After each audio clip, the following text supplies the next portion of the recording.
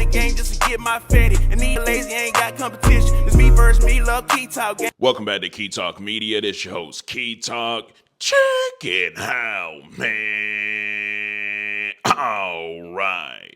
Key Talk excited. Thank y'all for the support. Make sure y'all hit that like button. If y'all want to see me grow like I want to see me grow, hitting that like button helps me out, gives me an algorithm anyway. So we got a couple different topics to talk about today, but the first topic we're going to start out with is T-Pain. So T-Pain was inside of an accident. Now, he didn't hit anybody. Somebody actually hit T-Pain from the back. I know what y'all saying right now. No diddy, no diddy. Somebody hit T-Pain from the back.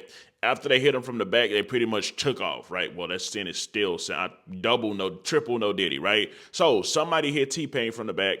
Once they hit him from the back, their whole front bumper fell off and they took off, right? So T-Pain made a video pretty much saying, listen, man, I know things get hard and things is hard right now, but to be honest with y'all, you better be in a whole lot of trouble. Your day and your life better get a whole lot of worse. That's a hit and run. And then, of course, the driver of T-Pain's vehicle ended up having to go to the hospital getting put on a stretcher. So it's definitely about to be a lot worse than it would have been if Buddy would have just pulled over, right? And he left his front bumper, which got all his information on it. So they're going to find out who it is. Here goes that video. Look, man, I know out here struggling and all that, and things are hard, and you know, times is rough these days, but whoever just ran into the back of my goddamn truck and whoever just hit me, my wife, my road manager, my driver, whoever just did that and drove the off, my life's about to get so much worse. Oh my God. First of all, you left a whole gun in your truck. So we know what we're looking for now. You left your fucking baby toy, so now we know you got kids. This is gonna be, look, again, I know times is hard, and I know things is rough out there, but I tell you what, it's going too great for me to not make me want revenge right now, because you drove the off, and boy, that was the worst part. It wasn't even the wreck. Anyways, now in other news, Kanye West has actually came out. Now, what Kanye West said whenever he came out, he pretty much came out and said, hey, listen, actually, first of all, he said how they devised the plan in order to eliminate Drake. We'll get to that next. But the first thing he said was that Drake has a rich baby daddy, just like the song that he made with Sexy Red called Rich Baby Daddy.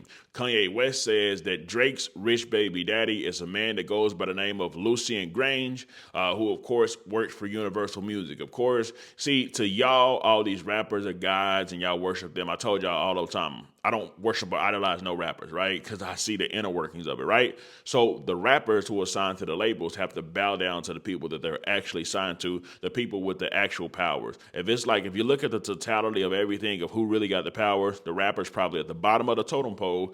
But of course, to the rest of the world, they're at the top of the totem pole because they flash the most jewelry, show the most money. They're super flashy. But the people behind the scenes that don't do a lot of talking, those are the ones with the power, right? Anyway, so I'm going to play the audio of Kanye West pretty much saying that Drake, of course, he's saying pretty much his number ones, getting on DSPs, getting all the spins and stuff like that, is because of his rich baby daddy, who is like not the owner of the label, but let's just say CEO or very high up on Universal that Drake is actually signed to, right? Before I play the audio, I do want to let y'all know most of the mainstream rappers, if he's going to say Drake has a rich baby daddy, a lot of the people that he's working with to try to bring down Drake has a rich baby daddy as well, because it's signed. I tell y'all all the time, they all signed and they're all slaves, all of them, right? There's nobody counted out. Maybe you can say Kanye West isn't a slave anymore because he broke away from the label or he did his time. And if you call the label the devil, he did his bidding with the devil and somehow was able to break away. Most artists won't break away. They have to always be bidding for the devil for life and will be signed for life, won't get out their contract or get unalive. Here goes that audio with Kanye West. Drake's soul, it's like he signed his soul to the devil to not be cool with me, to have to this is his job to go against God. Wow. And it cuts his soul. They say rich baby daddy, it's like Drake has a rich baby daddy named Lucian and Universal. Wow. He's like, like, man, my daddy got it. You know what I'm saying? It's like, my daddy controlled the spins. My daddy got the DSPs. My daddy, Drake has a rich baby daddy named Lucien. So all of his streams in the number ones is controlled by someone named Lucien. Well, Lucien worked for people who control the banks in Africa. Anyway, so from that audio that you just heard with Kanye West, you can pretty much, he's breaking it down. Obviously, him and Drake have always had this, well, they haven't always had this beef, but maybe there's always been some type of animosity between the two, secret animosity, but they've given each other props as well. But at the end of the day, they're kind of like enemies, but like frenemies, friend enemies, right? Combine those two words together. But the next thing Kanye West said was actually pretty laughable, I think, because he pretty much came out and said that Future hit up Ye. Hey, Ye. I got this paint right now, but pull up on me. We're trying to eliminate Drake. He pretty much said that Future called him into the studio with a lot of other people because they had some big nefarious plan to eliminate Drake. I'm going to play that audio for y'all, but before I play that audio, let's just talk about it. You know what? We'll talk about it after the audio, right? Here goes the audio of him saying that Future called him in order to eliminate Drake. How did this even come about? Who called who? Yeah, Pluto called me. I went to the studio, laid that, and then we, went through the creative process, adding the chorus, and called the Hooligans, called them out in London to get on a joint. And, everybody was very, very excited about the elimination of Drake. Yo. We were not excited, we was energized.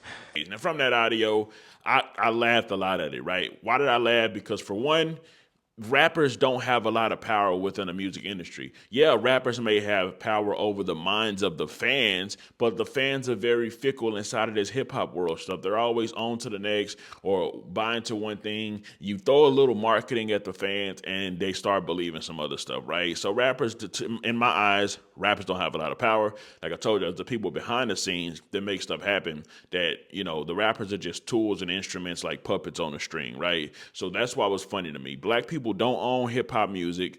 You may see a lot of black people in rap music, but they're all signed to people that ain't black, so they don't own nothing. They're owned by people that ain't black, so black people don't own hip hop music. All right, so it's not like a lot of conglomerate of black entertainer rappers can get together and try to eliminate somebody else. Not gonna happen. You don't own a streaming service. You can't stop somebody from getting on the streaming services. You can't actually. The people that own the rappers can actually be the ones. What am I thinking about? Most of the rappers that actually y'all think fell off, they don't actually fall off. They just can't drop music because they get shelved by the people that actually control the rappers, by the people that can actually eliminate somebody else, right? It happens to a lot of them. Why do you think all the rappers come out crying, oh, I can't drop my music. The label won't let me drop my music. They ain't paying me. They ain't. The same story, right? So now you got the people that will potentially be the ones complaining about the label, trying to eliminate another artist who is cool with the label, like Ye just said, right? And I like Kanye West because I'm all for people like breaking away and being free and going against the system and going against it. I love that. So that's why I like Kanye West. But at the end of the day, I don't think none of these rappers have the power to completely eliminate Drake. Not only because he's cool with the label, but also because he makes great music. Like you can't just kick somebody out to make great music. Actually, what this did to us, them trying to eliminate Drake, actually is reviving hip hop and making it more fun for hip hop because now we're getting all these good songs from all these artists and Drake is on everybody's head top dropping great music. I think what the fans mainly want for Drake is for him to have some type of inspiration because that's when Drake makes his best music. Whenever there's any type of, you think about any album he got, if there was some type of feud or something going on, Drake's about to drop some of the best music that he ever made. So if it's going to take for people to try to eliminate Drake, for us to get some great records out of everybody, keep trying to eliminate Drake. We personally don't care about y'all personal stuff y'all got going on or none of that at all. Entertain us. That's what we want. We want to be entertained and we want great music. We don't care about none of that stuff. We already know that most of y'all are enslaved and all this other stuff, but who cares? We want good music. We want y'all to, if you're going to go at it online, go at it online. Just make sure it's on camera so that we can watch it. We don't care about y'all trying to eliminate nobody. We don't care about none of that at all. We want you to now. Keep trying to eliminate Drake. We want good music. Eliminate him. Go ahead. Keep trying. You know, talking about it ain't going to happen, but keep trying, right? Anyway, so with all that being said, how do y'all feel about, first of all, T-Pain, and second of all, what Kanye West is saying? Do y'all think Drake really got a rich baby daddy? And also, do y'all think they're going to be able to actually eliminate Drake even though they don't own anything? See, I wrote on a status whenever he said they try to own. I said, black people don't own rap music, and black rappers can't eliminate anybody from something they don't own. Not like they have power to block someone from streaming services. They don't own a streaming service. There's no black-owned streaming services, none, right? They barely own their publishing. They really don't own their publishing, and they barely own their names. You remember there was an artist named Prince. Prince actually changed his name to a symbol because it was owned by who? The real people behind the scenes that control and own everything. That's who it was controlled by, right? So at the end of the day, to me, it's all entertainment. It's all hilarious. But yeah, keep trying to eliminate Drake. I want to keep the good music coming. I'm out. Comment down below. Let me know what you think about this entire ordeal. I'm out.